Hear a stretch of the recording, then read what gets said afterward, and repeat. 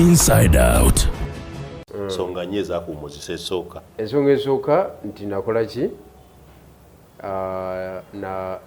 nayawukana ne mukyala wange nga ntaddeko nga nyambadde engoye eziriko obubonero bw'ekibiina nga n'emmotoka gye nagenda nayo koolu yaliko ebipande byaki by'ekibiina ojjukira lubalusewa yange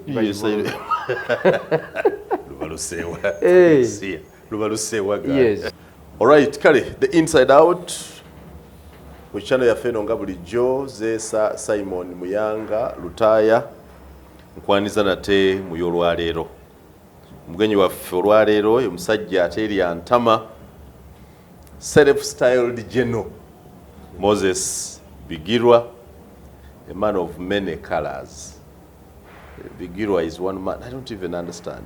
Bigirwa, kati nkwanjula engaani kubanga mu NUP simanyi baakugoba nkwanjula ngaani. Nze General Bigirwa Moses, PPF 005. P what? PPF 005. PPF yalinga ddagala lya nziku. PPF what? PPF 005. What does that mean? People Power Forces. Now Bigirwa, let's be serious. Bannayuganda baagala kwejjako munnamagye. Nammwe ate abajja mulaga nti mwegomba magye n'abatali bajje no mubyewa. What type of wegombi? But African politics yakyali militaristic. Toyina bw'obijjawo. Amagye gakyali mu byobufuzi bya Africa. Ng'oggyeko Ghana, South Africa, Nigeria naye yagenda apanuwa, Kenya yapanuwa, Tanzania naye yapanuwa, but ensinga ,47 nebukyali mu byabufuzi bya kinamagye. Okay. So bw'oba mwagala okweraba General, the UPDF has challenged you. Mugende mujje babatendeke mufuuke ba General naye mwambalako obukofiira ne mwetungirako ebijoowa ne mukuba ebigamu butu. You know this makes your policy look petty. Olinga omwana bwe yega nti mami alina omwana naye n'aweeka ekiddole n'aweeka eggi. You imitate things which are cheap. No, it's very cheap. Kisinzira mu ango muyimiridde obitapota. But I'm telling you, 1986, I think 87, nga bano abakulu baguse bakuba parade wali mu Lubiri ne batandika okwewa ati gwe brigadier nze nanyini revolution ntandise na general. Kikwewa baali ba trainings. They know how to handle the gun. Bigirwa cannot even handle empanda. Tusola na mpanda kujire. They commissioned themselves. Who commissioned them? Batulao tunyefunza Major General. Eri tumwine Major General. Kanyumba ya Mwasa brigadier. Paulo Kagame brigadier. Eri tumwine ono mugenzi eyayire Rwanda oyo actually Rwejema Major General wa in seniority yali second to. But this is where work ebito naye gwe wa General Bigirwa. Kisinzira ku ntalo z'olwanyi. You can't even hand a pistol. You can't even hand a gun. Ani akugamba ezokubeera mu byobufuzi ng'ebyemundu tobiriyo. Kiringa onoga nti ndi muna byabufuzi tomanyi kuvuga motoka, tomanyi kuvuga piki, toyina passport, toyina ndaga muntu, but ugamba nti you are a political actor. Can you hand a gun? Why not? Bigirwa, can you hand a gun? Yes. Can I give you a pistol here and challenge you? Can you handle a pistol? Bwoba ogimpadde mu makubo amatuufu. Njagala gikuwa kati. Esagala byannankanya. Kankuwa eyange ndabe kyosolo gye. Ebyemundu tebiba byampaka ku TV. Ebyemundu birala omanya amateeka gaayo. Amateeka gaayo gamanyi. Wasagadde kuva wano ate nga ndekedde ggwe ebizibu. Nkyakwagala. So what are you doing now? Okukola ki Bigirwa? Ng'omuntu for living omuntu abuuza Bigirwa akola kubanga bagamba. No, obulamu bwange buli political. 95% my life is political. So jawa sente ezikubeezaawo. I am a revolutionarist. So by revolutionarist tubeeraawo mbweziguddewo edduuka wali. Bigirwa yalotansajja question. Okola mulimu ki okuyimirizaawo? Omulimu gwenkola gwa kuggyako Museveni. Ani yakusasula? Struggle njitambuliramu bwentyo nembeerawo. because nagezaako okukola ebyange private business nakoma mu 2010 gwekimanyi nalina ebbaala emakindi awo nga yamaanyi nnyo nagiteekamu emiliyoni 7 okugikola by then ne batulisizaawo bomu ne bagamba ojjukira bomu ezatulika emakindi kuliko yatulikira ku bizinesi awali okukuta netinyefuza tunyefuza 2013 okiwulidde naye kugamba 2009 2010 okiwulidde nti bomu etulise etulikidde mu bizinesi yange ate yadde engulu so that the job you do for living is kujjako Museveni otuuseewa mu kujjako Museveni ninawe ntuuse ati wembuuza kubanga nga siraba kukiddamu ekyo saagala okyewuunye nnyo kubanga ne mwami Museveni omulaba oyo yakolako from 1967 to 1971 we yakoma from 1971 paka 1986 yali mu byakwata gavumenti neyanga n'okunywa nanywa n'embaga n'agiwasa yawasa Janet Tanzania. So you feel to say that you are jobless? You are jobless. I have a job. Which is that job? That job yakukwata power. That is the biggest deal in the whole world. Oh God. This is unpalatable. No, zenkubulira Simon. Kukwata power. Using which resources? The available resources. Wano I am utilizing. This is a resource. Ompadde chance oba ya 1 hour oba ya 2 hours advancing exploring a height. But I'm not going to pay you. Yes, we are not going to pay you, but people are seeing me. Transport yakulese n'ekyemisana ky'olidde bivaawa. Kakati ebyo singa ne mwami Museveni mu 75 awo baamubuuza but you man obeerawo otya teyalituuse Bigirwa oli bukalukalu tojja busera. Nedda ssebo. Terrible. So you do politics wakujjako Museveni. Era naawe obeera walina olwota noga nti Museveni asobola okugibwako. You think it is possible? Gwe jjajjawo akyaliwo? Yafa. Buli kintu kiriko enkomerero. Museveni omulinda kufa. Ssebo waliwo abaalwananga n'ejjajjaawo ku mataka biki bakwanya abakazi be bamu eyo nga bamugezaako naye oluusi ne bamulemerera okakana ate abasooseeyo. That is the law of nature. Okitegeera? So Simon kyeyala okutegeeza gwe tobuuza nti Bigirwa akola mulimo ki gwe manya nti ekisooka Katonda andimu. Omanyi tulina endowooza abaganda nti eddebe ekkalu liŋŋaŋŋaala nnyo. So tulowooza nti engeri gye mutalina byakukola abamu kyenva muleekaana ne mubambira ono ne mubambira oli. I hope you know that ekimu ku doctrines za NUP is insulting, kuvuma. Ekyo si kituufu. Omusingi omukulu oguyimiriddeko ekibiina kyo kuvuma bantu. Si kituufu ekyo. Abantu bonna abali ku social media abavamu amaloboozi ag'enjawulo agakwatagana n'agatakwatagana tebawanika kaadi nti tuli ba NUP n'enamba yaffe. Nze nkugambye enamba yange ndi PPF 005. Okay? Era abantu bagitegeere bulungi. Waliwo omulala yali akikugambyeko. So abantu buli omu alina feeling eyo namba. Eyo namba y'akakiiko kali akabawulama abatandika olutabaalo. Ani yagikuwa kyembuuziza? Eyagimpa. Who commissioned you? Because you're asking me who commissioned Museveni's army. Now I'm asking who commissioned you? PPF 05. But take note that PPF resonates well with the Dagadi Janja Benziku. That's what I know. Nti bankube PPF. Bamulwaire. Andi kati bolinga ataputa waliwo yalaba number plate ye Moroka.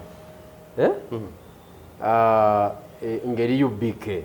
Zile namba ezitambula zino UBK. Kati oli n'agitaputa n'agamba Uganda behind Kainerugaba. Aba yakavaawo oli najja n'agamba Uganda behind Kyagulanyi. So interpretation esinziira oyimiridde mu nsonda ki? So sijja kunenya ku ekyo. Let's look at your politics now. Yes. Nga omu kubasooka otuleetera politics wa NUP, people power, n'omwambala osiiba mu uniform webityo. Do you think NUP has progressed? Yeah. NUP omanyi kakati twali mu DP. Naye DP gye twalimu twali twasikira ebizibu bye tutaatandika. Even you were a DP one time. But twagwa mu bizibu bya 1954, 1962. Before we were born? 1966, 1971, 1980. Byonna ebyo bizibu. Kakati ekibiina ekyo ne kitulema okuzimba capacity yakyo ne kiba kisobola okclaiminga national leadership. Nze najja ngezaako nga njagala okuleetamu bapuleya abapya, waliwo naleetamu ne Geno Sejjusa mu DP. Nga gw'oleeta? You to bring Sejjusa? Yes. You? Yes. Namwambusa amadala ga State House sebo. DP nebeera ne press conference etabanga nawo. Ennene ezibu erimu zi BBS nga Genaze. Unfortunately, mukulembeze w'ekiseera ekyo simanyi oba yakyaliko Nobert Mao n'agaana okujja okwaniriza omugenyi we. Tomanyi akulembera DP kati? Sikyakiwuliza nnyo. So, ebizibu twali mu bingi nga byabajjajja baffe. Kati nze neŋŋamba naye lwaki tetutandika challenges ezaffe eza generation yaffe. Entry point gye twali tulina osookerako is to identify a leader. Netumuidentifying. That is Kyagulanyi Robert Sentamu. Otumala omu-identifyinga ekyaddako kiki kupanga tiimu. Ne tupanga tiimu era nebeerawo twatandikira mu Kyagulanyi effect nga tuvudde ekyaddondo mu byobwa MP, tugenze mu Kyagulanyi effect, tuvudde mu Kyagulanyi effect tuyingidde people power.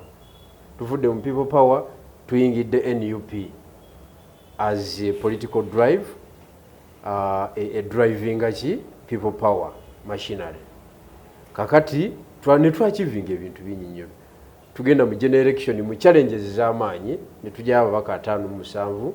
Twali tusobola n'okuweza 10 including myself, naye factors zaali zanjawulo, circumstances zanjawulo gye tuva abamu ne tutasobola kujja mu parliament.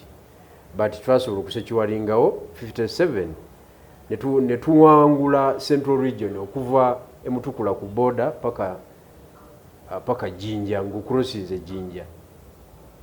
Wona ne tusiigawo road. Okay? Ekitabeerangawo. So tulina local councils, tulina district chairpersons, tulina ba mayors, tulina establishments ez'enjawulo. NUP ne tutambula mu mbeera yonna bannaffe ne bafa, abamu bali mu makomera, abamu bamenyeka amagulu, abamu babikoowa ne babivaamu olwa threats ez'amaanyi. NUP tumobilizinze diaspora. Diaspora is well mobilized than ever before. Bannayuganda abali mu diaspora batuyambye okuadvancinga n'okuexposinga destructive actions ezikolebwa e Kampala eza regime. Era ne bateekawo n'embeera eraga nti omukungu wa gavumenti yenna bw'asala ekkubo wano n'alinnya ennyonyi n'agwa wali, oba agudde Dubai, oba agudde Vietnam, oba agudde Cambodia, bannayuganda abaliwo awo bateekwa okumulabisa. Bamugambe nti oze kukola ki? Shopping kiki? Oze kuki? Kujjanjabwa kiki? Oyinza okitaputabwa otyo, but this is a struggle because we want government officials ab'e Kampala to be accountable. Simon Muyanga Lutayi. When mubalabise ebweru, what image does it leave for our country? Do you also think about our country or you only think about your party? You cannot think about a better country ng'erina poor leadership. Oba omala biseera ekizibu bato kitegedde. Bw'oba oyagala eggwanga ly'okubeera ettuufu oteekwa kudiringa na leadership. Simon mukyala wo singa oba gwe kennyini singa otuggulirawo restaurant ey'akabi ku kizimbe kino kwe tuli, naye nga gwe Simon bw'oba oyagala okunywa caayi osala ekkubo n'ogenda wali ku Serena n'onywa n'emigaati n'olya n'okomawo ng'obajjagula bubajjaguzi n'oyagala ffe tulye ebyofumbye gwe byotalyako tuba tulina okudiringa naawe kiki kyoteekamu That's how you look at politics. No, this is the reality. Me, I'm a realist, by the way. I am a student of Machiavelli, okay? I am introducing politics of realism. To dealing in a prevailing situation in war. I am not a theorist. I am not... So, nkubulira ekituufu kyennyini ekiriwo nti bw'oli mulwanyisa okuggyako gavumenti tewaliiwo olwekola kintu nga kirungi ekyo ozanyu kitegeere bwe muba mulwanyisa gavumenti eveeko tewali lwekola kintu nga kirungi lwekoze ekirungi era olina okuyiiyaayo n'okisiiga kubanga it is not in your interest. It is not in your interest. That's how you look at our country. Kanti kankubuulire va ku bya country. Va ku bya country. Country yo weeri Museveni ajagirekawo ng'Amini yagirekawo. But ani agizeemu? That is the question. So gwe nodda ku ebyo mbwe eggwanga liri ludda wa bali situla n'oliteeka wali. It's people who are, it is individual who are benefiting. So tusobola gamba bugambi mbogenda protectinga image ya gwanga olime ku exposing aba ministers abajjanjabirwa mu America. No, oba ogudde ekibalo. So we have been able okumobilizing a diaspora neyambako okuexposing ebikolwa bya government mwe muvudde sanctions zolaba. Are you happy about the sanctions? Very, very happy. 100 times. My brother, look at my face too. Yes, yes. You're happy that Uganda is facing sanctions? I am telling you, I'm very happy. You're happy that our senior officials have sanctions? Yes. You're happy? Anti kakati Simon. And you're Ugandan? Anti njagala ombuulire ekigambo kyekimu. Tukwana omukyala y'omu Simon. Okay? Kakati mpulira gwe opponent wange. Omusota gwakulumye. Oli ku kitanda. Oba happy? Kakati mbanguwonye. Mbanguwonye. Ovudde mu kibalo. Because obadde opponent ku mukyala gwe tukola ki? Mukyala gwe tukwana. This man is... No, Simon. This is the reality. Mbanguwonye. So bw'oli anti America etadde sanctions ku omu ku bakungu ba Uganda. But oyo omusota gumulumye. That is a plus. Mu struggle. Okusinziira mu ango mwenyimiridde. Do you look at the overall effect of that sanction on the overall interest of the country? They have sanctioned one person, but are you able to think beyond this individual? But are they serving the country? Those sanctioned officials. They are serving individuals. Omuntu ali mu office eri supposed kubeera ya ggwanga wa byakwerinda atadde ekifaananyi kya posta mu office ye. Museveni paka last president MK kwegamba provocative statements nga ziri mu office ye naye ng'office ya ggwanga. So omuntu oyo dealinga naye otya singa afuna ebizibu osobola okusympathizinga naye. It is not African to celebrate the problems of others. It is not African. Anti kati kyenkubuulira Bwana Simon kati bino birala bye tulimu. Omuntu atali naffe waba afunye ekizibu kati okusinzira fitina we yatuuka abantu basanyuka.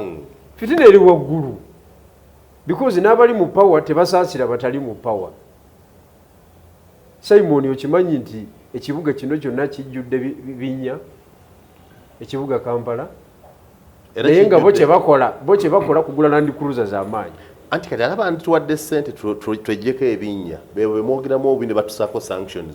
So we end up losing. Ovugirawa. No. Don't you ride on the same road? Sebo bw'oyogera bwekyo oba mukyamu oba toba informed olw'ensonga.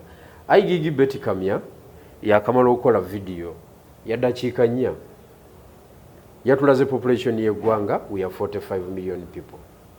N'atulaga government employees they are 360. Okay, emitwalo 36. N'atulaga ng'omwo mulimu abasirikale abasomesa abaani bonna takataka ba MP. N'atulaga era n'atugamba nti Uganda siri eggwanga eryavu eritalina senziraninga public affairs. But eggwanga Uganda lyavu lya administrations. obusente obuweerezebwa ku ground tebutuuka okuva mu bantu emitwalo 36 10% y'abantu abo emitwalo 36 be bakwata esente z'eggwanga zonna ne bazitematema ne zibabuliramu. Nze I am not connected to anyone who is among emitwalo 36 neither my family jenve obuyende. I don't know Simon enaku zino byoli oyinza okuba kati oli connected naye nze sitapinga ku masannyalaze ago ageggwanika lyaffe. I am connected to reality. I am connected to reality. I know that our country may not be doing well, but it's not the worst. You understand? I know how to preserve myself, but also preserve my country. The mistake some of you are making, kwekuloza nti gwe kasita Bigirwa surviving a politics war, eggwanga lyonna terimataringa. What matters is you. Simon, how can you be a Ugandan and you have about sanctions on our country? Simon, nkumanyi bulungi oli musajja omu ku bantu ba busoga export. Tujita busoga export. Okay. Okay? Whatever that means.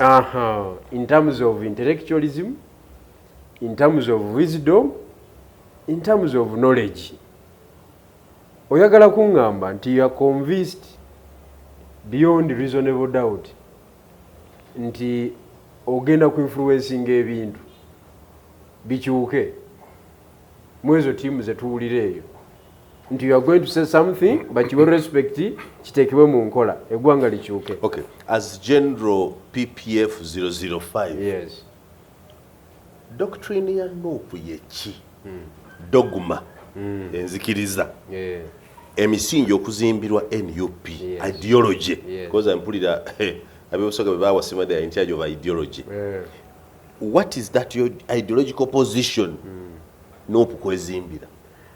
Ideology yaffe ya kifirika omanya abantu abasinga bali bamanyi the official political ideologies ezibadde mu history nti drawing the political spectrum line noga these are conservatives, these are capitalists, I mean socialists, these are center forward. Kakati ebyo byonna Uganda ebitambuliddemu, Africa ebitambuliddemu. Kakati ffe ne tuseseetukamu eyo ne tugamba nti our ideology is people power. What are you saying? Yes, we want to empower people bo bennyini bejjemu leadership utubanga bye baffe baba trust in there is no ideology called the people power. Anti it is a new thing. Sanga novugisa advance. I don't try to confuse. There is no ideology called the people power. Anti linda ko katini. Gwe oli mu bikwate biri ba philosopher be bateekawo nabo baali batunga Plato yali muntu, Aristotle yali muntu, okiwulidde Socrates yasookerawo ddala be ba benchmarking ebyobufuzi byensi yonna. Okay, bano bonna ba Machiavelli, they were people, they were human beings. So it is very possible ba Martin Luther King bonna bajja bakola contribution ku development ya politics. It is very possible say omwami Simon Myanga Lutaya nawe okujja ne innovation yo n'ogiteekawo abalijja mu maaso eyo myaka 2 ne bakusoma era ne bagamba omusajja yali w'amaanyi ono olabo yaleeta kino because olwaleero bw'osoma ku Machiavelli olaba nga yali a genius, but by then during his time he was challenged. The NUP ideology is not among any of the commonly known ideologies. Yeah. It is people power. People power. People power. Where else is it? You are people. Where else does that work? Anti kati ffe tukola nkugambye we are realist. Tuleeta means ezigenda okukola okusinziira mu prevailing situation mu tuwangaalira. Ekiri wano kiyinza okuba tekikola Kenya. Kenya nabo balina ebizibu byabwe ebirala ne mode of politics waabwe mulala. So basing on the historical background of Uganda, how power engeri gyezzenga ekwatibwamu mu ngeri ez'enjawulo, tulowooza nti kye kiseera abantu babeere empowered badetermininge kwani agenda mu State House, kwani agenda mu Parliament, kwani agenda office ya chairman LCF. That is the ideology. That is the ultimate. That's what you want to achieve. Now let us look at the ways you are doing it. Yeah, because okumaze okundaga, yes, kyoyagala, kyoyenda, nkiboine, kitegedde, that's where you want to go. Yes. Biki bye mukola ebitutuusa ku ekyo? One, mass mobilization. Mass mobilization. Wakati mu mbeera y'okunyigirizibwa, tetukirizibwa kuba nkuŋŋaana ez'olukale n'ebitebe byaffe babisalako ne babikola ki ne babiwamba. Mweyo embeera tukozesa means ez'enjawulo okulabika nti obubaka bwaffe butuuka ku bantu.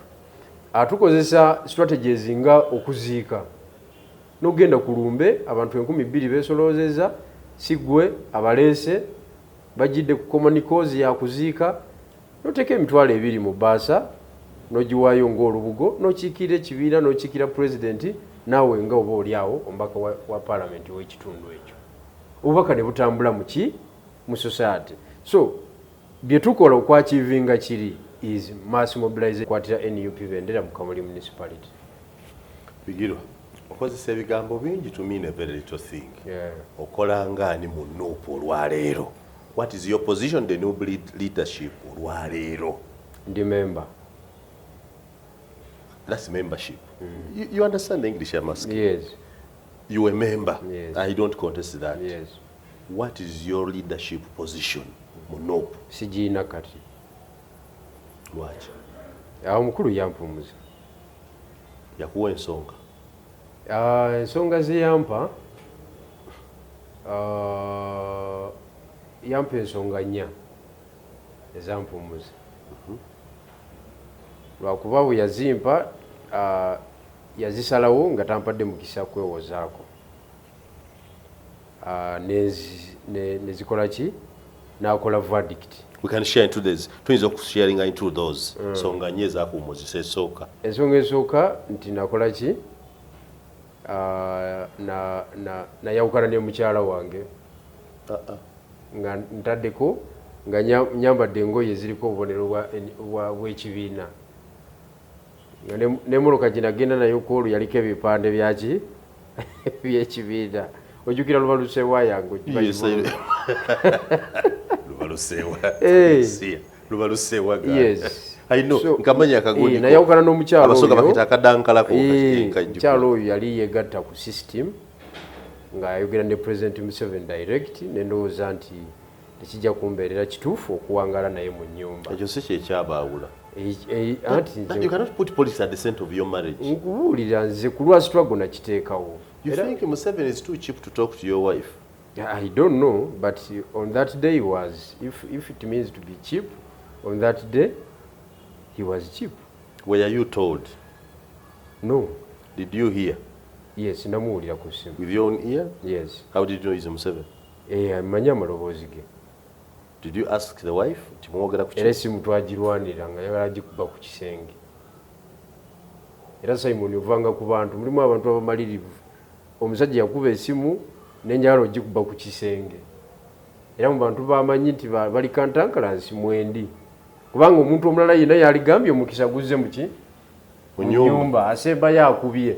Era omukyala yafuluma n'agenda n'akomawo n'ekiveera eky'essente. Nze ne nkwatamu engoye zange n'empale n'enkola ki? N'engenda. Up to now abaana bange siddangamu balaba, ennyumba nagivaamu nadda mu muzigo n'essente saazifuna. Omukyala yagamba nti bali boogera ku ki? N'ebigambo nabiwulira. N'ebigambo nabiwulira. Naye olw'okuba mukyala namuvaako n'enkita. Kubanga abakyala ebiseera ebisinga tebaagala nnyo okugumiikiriza bwavu nga buli mu nnyumba, ate opportunity bwebeze ennene bwetyo kuba yebeesembayo mu bulamu bw'omuntu. Buli omu yali agadde okwogerako ne pulezidenti w'eggwanga.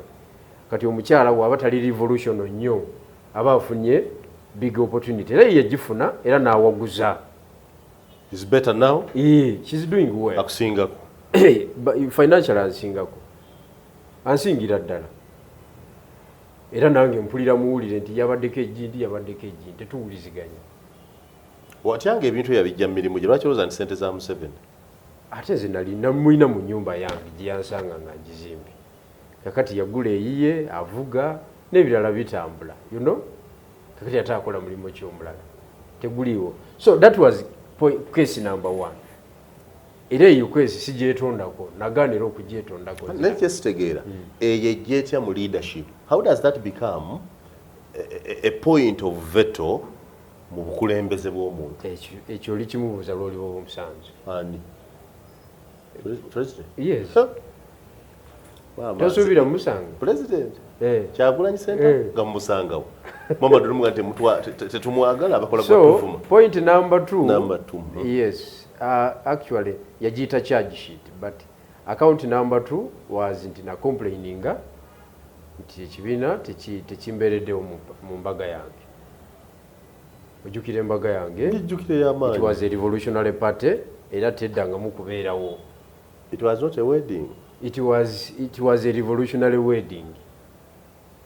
Ebyambalo byaffe bye twaya, ennyambala y'abagole, engeri gye twasimplifyingamu buli kintu, engeri gye twagutwala mu bataka, kubanga ekidala twakikuba mu kisaawe. Okitegeera.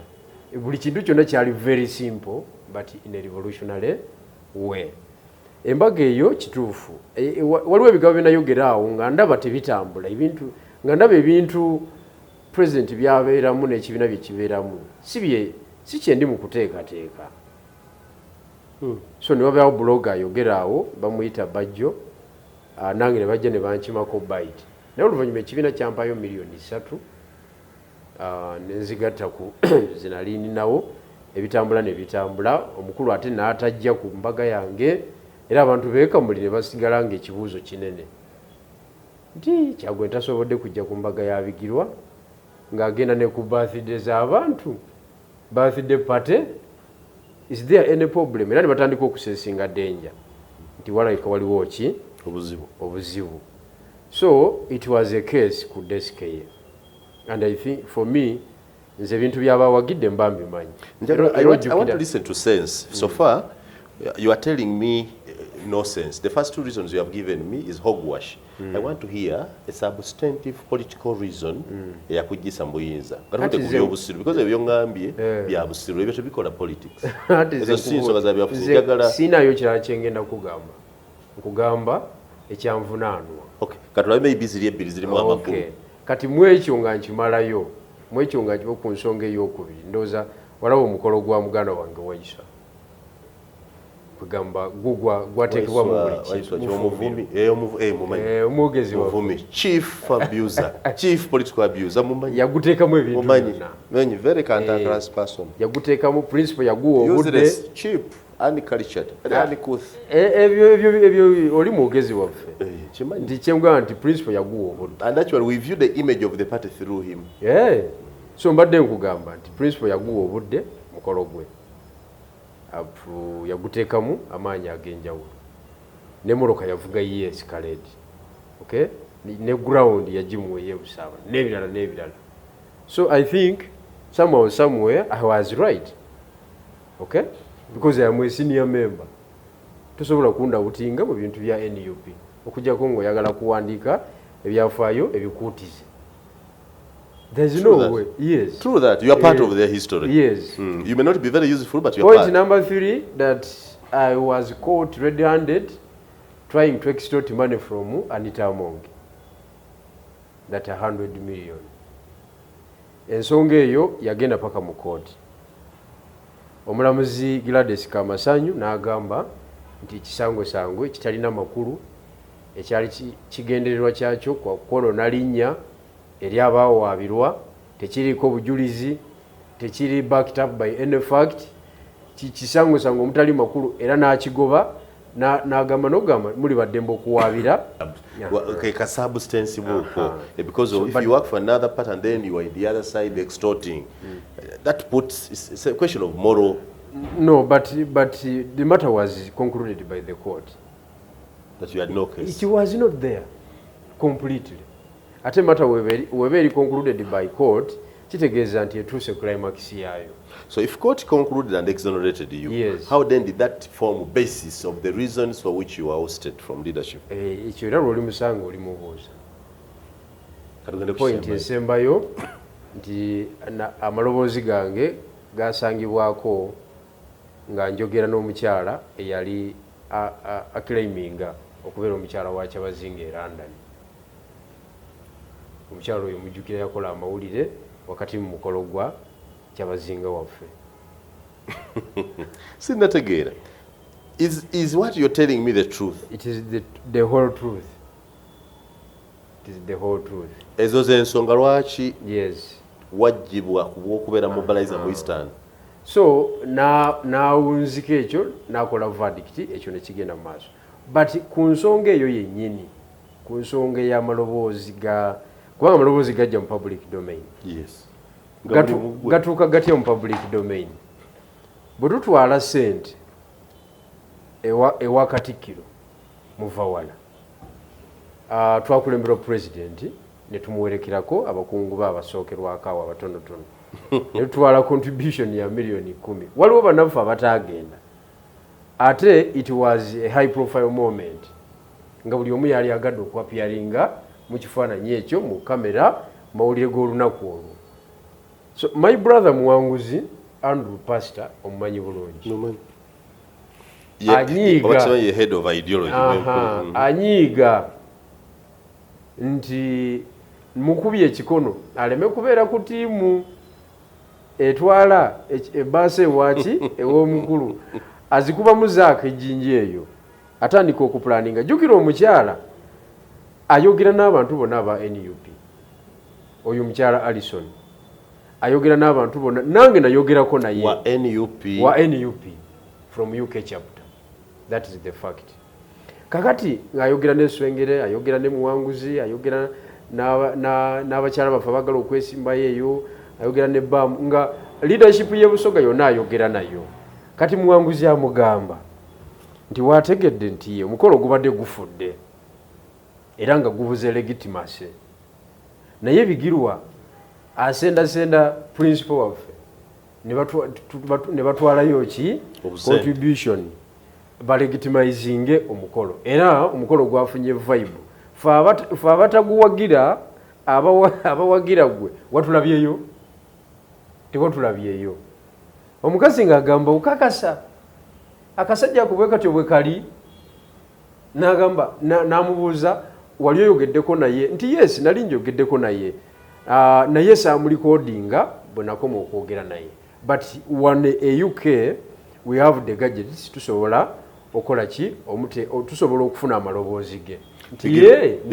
Twogera byabufuzi oba byabusiru? I am telling you. Okay, let's continue. These are the facts. Nkale katuwulirize. Omukazi ng'aweereza Muwanguzi amaloboozi agafaanana ga Bigirwa. Aga Bigirwa. Si gago. Bigirwa? Bigirwa Moses. Osoma ddiini ki? Ndi musajja mu Kristaayo. Kuba wano Bigirwa. Those are not your voices? I am telling you. Nga omukyala mu busungu obungi ennyo kuba bamugambye nti nze yagamba principal atwale se. Because he's a member of you. Yes. Mugenze ku kyalo. Yes, but someone who betrayed her a lot ye Bigirwa eyasenda ne principal okulegitimizinga omukolo. N'olw'ensonga eyo nga waliwo okubaawo ekikolebwa. Omukazi ng'aweereza amaloboozi agaweereza Muwanguzi ng'agawa omuvuka bamuyita Irian Kalyowa wa Mujinja omwo yali agala bwa meeya w'Ejjinja Kasolo n'abumutwalako kati nanyiigira okuva ku olwo yalowooza nze yamulemesa flag eya NUP. Omuvuka nga kasukayo ku mikutu nga mikutu gitandika kuwuuma nga giwuuma naye ng'aba NUP be bagakola ki be baga drivinga. NRM ne gavumenti ekintu bwe kiba kyabwe tulina abantu mu Busoga be tumanyi ababa bakikola ki bakitambuza tubamanyi, naye amaloboozi ago bagaignooringa nga bo fokasi yaabwe eri ku mukolo. Omukolo gwalimu ssente nnyingi nga gulimu n'ebintu ebirala bingi nnyo ne politics waagwo ng'ewagulaba. Kati bino ebyabuloboozi tebaabiwa makulu, ekintu ne kizikira nekivaawo. Kakati ku Friday y'olunaku ng'enkya lwa mukaaga olw'omukolo nga nze ndi Kamuli ndi mu kutimba kibuga Kamuli kuteekawo vibe nengenda mu lubiri lw'e Budumbula ne ndwera ne lunyirira bulungi nnyo nga Kamuli teriyo kiriyo wadde ebyamaloboozi nga tebiriyo. Ku lw'omukaaga era nze yasooka mu lubiri okubuuza ku kyabazinga kuba yasulayo ne mubuuzaako lumala omubuuzaako ne tuteekawo vibe n'asimbula mu maanyi amayitirivu ennyo okwolekera e Bugembe era nga tewaliwo nsonga yonna. Omukolo ne gugenda mu maaso ku Saturday. Omukolo gugenda mu maaso ku Saturday, emboozi n'ekyuka. Abageya omukolo ne bageya, abanyumiddwa banyumiddwa, abamiddwa invitation banyumiddwa, buli omu n'agoogerako nga bw'agulaba. Gavumenti yaggwefuze, Muhoozi yaggwefuze nga ye debate eriwo. Ku Sunday nefuna invitation eya emergency meeting Makerere. We have an emergency meeting from Busoga. So at exactly 9 mbere ku kitebe. Era nakeera kusiba ttaayi. Toyinza genda maaso ga mukulu ng'oli shabbe. Keera kusiba ttaayi kugenda mbuga. Nagendayo nga ndi mukulu navaayo siina bukulu. Wagenda nga Geno? Nagenda nga secretary for mobilization. Buli owa Geno tolina bw'obunzijjako. Because it is how ekyo kikolebwa. Even amidst all this rubbish we are talking about, I call it political rubbish. Yes. You remain a Geno? I am a Geno. That's how a Geno in the NUP ranks can be treated. So you are satisfied that you are a Geno? Nyinza okuba siri satisfied. But you see, principle of twakakwatagana. This is the person whom we started working together in 2017. That is 6 years down the road. Okay? Yali ava mu industry endala nga nange nva mu discipline endala eri political. Kakati tetuyinza kweyiga mu dakiika 2. Museveni alina abantu byali nabo mu 71 abamu ne bamutegeera nakati abamu tebamutegeeranga. Era abaali beefuula nti bamutegedde nnyo bona yabafulumya ng'abamu atambudde nabo for 40 years. So mu politics omuntu tomumalayo kizibu omuntu omumalayo. So if I was mistreated but ekyo tekinzija. You don't really feel like I want to add that you were actually unfairly treated. Of course. Unfairly treated, not mistreated, but unfairly treated. Unfairly treated. So olunaku bwe lutyo omukulu yaluzingazinga. Nawe mwami Kaluuya obuvunaanyizibwa. Kaluuya si ye yayingira juzi mu Kaluuya yayingira mwaka guno wa last year mu September mu November something like that last year. Yesimbawo ekigulu. Yes, bebaali wano nga bakwata constitution. Yes. Bamala ogikwatako wano Mwai Museveni bamuwa mandate. Yes. Okuvuga paka lwalifa. Yes. Nadde eri abataka ne bamusawula. Abantu bakyakijjukira, abataka bali bakyakijjukira. Era yakwata kyakusatu. Yes. Nga bamuvunaana omusango ogwo. So yes, Secretary for Mobilization. Eastern Uganda. Congratulations. I love the National Unity Platform, NUP, the inside out. Ne Moses Bigirwa, sagala muyita Geno. Waje bwe yeyita. Sikweyita Sebo. Sebo bwana Simon. Soko ofumintirizeemu. Kubanga gwobadde ongoberera bulungi nnyo politics wange. Gwinawo muvubuka ayise mu challenges zempiseemu n'asigala. As far as honestly speaking, yes. As far as political capital is concerned, sikuyisa maaso. I've seen you in the struggles. Yes. I know what you have built. Yes. I respect you. Yeah. I think that's why you are seated here. Yes. There are not many people I have brought. I know you. You dealing n'abantu nga balina content. Yati bwe manku respectinga. Ewo bakujunguludde. No, ewange si ensonga. Ewange oteekwa okutunulira abantu because at the end of the day we undertake personal sacrifice. At the end of the day. Era twalina argument mu kibiina. Nga waliwo agamba muganda wange Waiswa yali alina emboozi eyo nti you cannot build this party on individuals, strong individuals. We want to build this party nga the party is big. Nemubuuza Waiswa lindawo kati ogambye ki? Nemugamba lwaki tulina strong individual kwedi water as our principle. If you can't build a party around the strong individuals, Then do you build around animals? Ne mubuuza gwali olabyeko ekibiina ekizimba abantu. Do you think we are in South Africa? Oba Botswana? Where the establishment is there, the infrastructure is there, bitambudde emyaka mingi, you know, buli ajja asobola okufitingamu. This is Uganda. Tuzimbira kuba individuals abaliwo. Ne muga kati genda mobilizing ebuyende kale. Leke kibiina kizimbe ebuyende. So wetuwogerera wano NUP yakulese Kamuli. Ndi mu Kamuli municipality. Wokka. Actually, teyandese na kuba nabo bali mu kunoonya candidate. As we talk now, there are many attempts which are being undertaken by my colleagues nga baagala okufuna another candidate representation mu Kamuli municipality. After all the struggle you have made. Yes.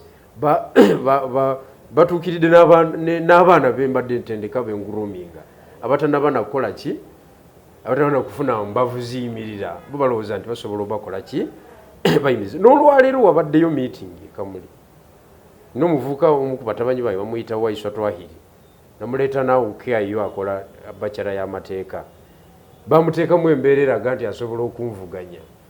This is a young boy gwempeeredde okuva mu senior 4. Byoyogerako birimu NRM birimu NUP. Ate nze nkubuulira biri kunze kennyini. So I remain as a general kusurvivingira mu mazzi agafaanagana bwe gatyo. The inside out. Ne General Moses Bigirwa. PPF 005. Twanyira ne biri abiri mugumu n'avuganye Kamuli n'awonera ku lugwanyo. It is disheartening to hear, I did not know, that as you move towards 2026, you are dethroned of your mobilization role. Nevertheless, you see, why don't you quit? Are you considering that? No, I can't quit. You can't leave NUP? I cannot. Okuba kulwana tujja kubaganira munda. Yes. You can't leave? I cannot. Kubanga ne political entities endala zonna ne formation sirabayo peace. Manyi ensonga lwaki oyagala Kyagulanyi tuli mu myaka gye gimu. I want to give you an alternative of the same age. No, it's an alternative of our age. No. We have a generational leader. I want to introduce the generational leader, Bigirwa. We have a better person. Simulaba mu capacity oyo. We have a better person. Oyo musajja simulaba mu capacity. Gwani gwe njogeddeko gw'ogamba. Nkoti gubadde ogamba. Gw'obadde ogamba. Gwe tolaba mu The inside out. Nze Simon. Simon, tolina magezi.